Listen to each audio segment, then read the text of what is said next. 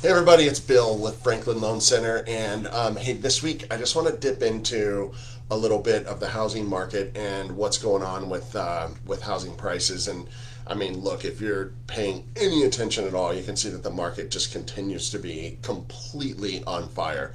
The one thing that I wanted to highlight is last week we got year over year median in home price increases, and it showed almost a 24% year over year increase nationally, right? And then just yesterday, or maybe 2 days ago, we got the FHFA housing price index, which is a better gauge of appreciation, and that showed 15.7% year over year, which is actually accelerating. It was just shy of 14% the month before. So things are definitely continuing to go up and up significantly. But what's the difference? Like, why is one report showing 24% and one 15%? And here's why. One measures appreciation, while the other measures the median home price. And this really gets to the weakness of the median home price number, right? So remember, median just means exactly half the houses that sold were above that number and exactly half were below that number, right? So that's what median measures. But when you dig into those numbers for that 24% increase, some interesting things are in there. And that is that the million plus end of the housing market is on fire. It's grossly disproportionately growing versus, as far as units, versus previous years. It's really up. In fact, the 2 million and up market was up over 200% versus that same period last year, right? So when you think about, again, just think about it, the median home price, if all of a sudden a whole bunch of houses sell on the higher end, it just pulls the median up. It does not necessarily equate to appreciation. So it's a little bit better about this number today. I think real appreciation is more in that 15% range, which, by the way, is still out of control. I mean, like 15% is insane. Really, frankly, anything in the middle, maybe upper single digits, so 5, 6, 7% is more of a historical norm.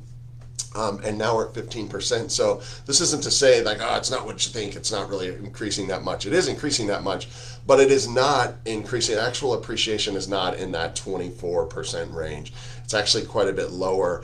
And for what it's worth, I'm actually glad to see that. I mean, 24% year over year growth is insane. Even 15, again, is crazy, but 24% is just out of control. So just wanted to kind of throw that out there. I mean, and this is one of the funny things. In fact, last week I saw a bunch of politicians talking about how the market's so crazy, and and they kept using that 24% number. I mean, it is a headline, it is a real number, but it's the median, and it does not mean that it's not a good indicator that the value of your house went up by 25% or 24%, right?